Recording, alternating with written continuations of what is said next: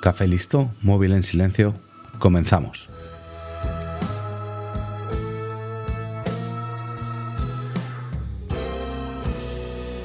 ¿Alguna vez te has preguntado por qué tenemos los apellidos que tenemos? Los apellidos en España y en todo el mundo, más o menos, se pueden dividir en patrimonios que derivan del nombre de una persona y el sufijo que se le añade significa hijo de, toponímicos, es decir, hacen referencia al lugar donde proviene el linaje, de oficios, identificando aquello a lo que se dedicaba la familia a la que se le puso ese apellido, adaptando el mote por el que se le conocía al patriarca, en este caso de la familia, o españolizados, que esto quiere decir que se coge un apellido de origen extranjero y se transforma al español tanto en la escritura como en la pronunciación. Tienes en mente varios de estos apellidos. Pero, ¿por qué en España y en los países hispanohablantes tenemos dos apellidos y en el resto del mundo eso no se lleva prácticamente? Pues te habrás dado cuenta en películas o al viajar al extranjero que normalmente no, toda la gente de otros países solo tiene un apellido. En este caso se mantiene el apellido del padre y se da ese apellido a toda la familia. La madre al casarse cambia de apellido, perdiendo así su identificación de familia anterior al matrimonio. Pero en España y en los países hispanohablantes eso no es así y a los extranjeros les resulta raro. Pues esto tiene su origen en el siglo XVI, aunque solo lo adoptaron así ciertos nobles de Castilla. Alguna gente del populacho también lo empezó a adoptar y más adelante, como ya te diré, se hizo el estándar.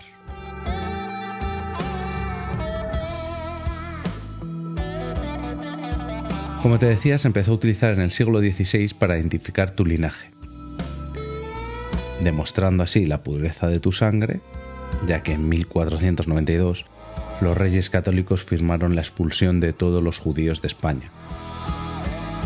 Y así, al tener dos apellidos, identificabas tanto la familia paterna como la familia materna, pudiendo así diferenciar entre la gente que era conversa, los que eran extranjeros y los que eran 100% españoles. Por ejemplo, para entrar en el sacerdocio, hacer carrera militar, tener algún cargo importante jurídico o en la gestión de alguna ciudad o pueblo, se necesitaba demostrar hasta 4 generaciones de sangre pura. Es decir, empezar a enumerar todos tus apellidos, dando lugar a que en 4 generaciones se haya mantenido un apellido castizo, español. Porque, como bien sabrás, en esa época, la Inquisición perseguía a los herejes, a los que profesaban otra religión. Y con esto de la expulsión de los judíos hubo muchos conversos de los cuales siempre se dudaba. Entonces, una manera de tener en cuenta quién era 100% español era con el doble apellido. Pero como te he dicho, esto solo se adoptó por algunas personas, sobre todo por nobles de Castilla, para así demostrar quién era más y más español. Ya sabes, el tema de la patria.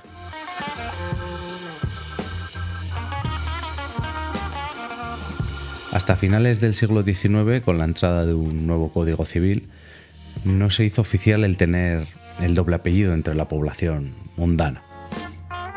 Y esto se hizo para tener una mejor gestión de la población, ya que en España muchísima gente comparte apellido, aunque no sean de la misma familia.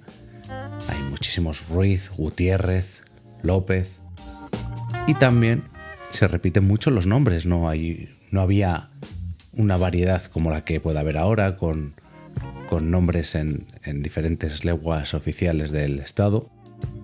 o adaptaciones de nombres extranjeros. Antes se recurría al santoral, nacía hasta el día, normalmente nacía hasta el día. Este santo era San Antón, pues se te pone Antón o Antonio y a funcionar. Entonces, como te decía, en finales del siglo XIX se hizo oficial tener el doble apellido para gestionar mejor a toda la población para cualquier tipo de trámite.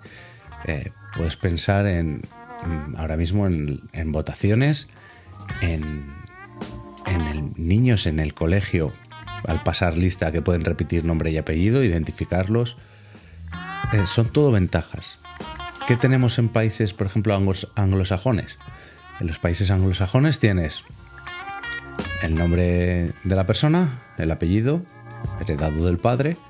Si el padre de esa persona tenía el mismo nombre, pues era fulano de tal junior, el hijo, y fulano de tal senior. Si esto se repite con un tercero, pues fulano de tal tercero. Un coñazo. Por eso usan también el segundo nombre, que aunque cuando se presentan no lo dicen, siempre ponen la inicial de ese segundo nombre como una identificación de que es una persona diferente. Pero claro, había un problema aquí, en España me refiero. En el caso de personas que no conocen a uno de los dos progenitores, normalmente el padre, ¿qué se hace con ellos?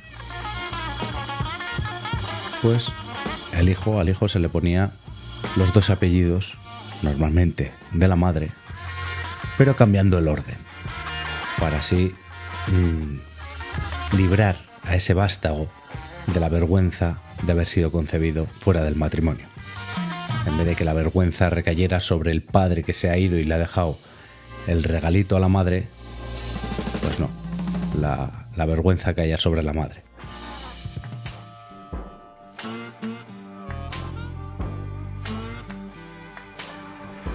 A finales del siglo XX se sacó una nueva legislación en la que esos apellidos se podían alterar y los apellidos ahora mismo los apellidos de un recién nacido en este país se pueden elegir el orden. Se puede poner primero el de la madre y luego el del padre, o como se ha hecho toda la vida, primero el del padre y luego la madre. Eso es un acuerdo al que se llega en la familia y se pone, y Santas Pascuas. Pero lo que nos diferencia del resto de países, aparte de tener los dos apellidos, es que la madre siempre mantiene su apellido. No se le quita esa parte de la identidad. Para mí me parece algo básico, ¿no? Que mantenga ese apellido como parte de su identidad. Aunque recordemos que el tener nosotros dos apellidos no es por el hecho de ensalzar la figura de la madre, de la mujer. Era más bien para diferenciarnos de una casta de gente, vamos a decir, lo que ellos pensaban, de alguien que no era puro. Volvemos, como todas las veces en la historia, a repetir los mismos errores de la pureza, la patria, pero dejémoslo ahí. Como te digo, no era un hecho para ensalzar la imagen de la mujer, sino más bien una manera de diferenciarnos entre todos nosotros. Y el que la mujer mantenga hoy en día su apellido con respecto a otras sociedades no es porque seamos más matriarcales, no tiene nada que ver, es cuestión de costumbres.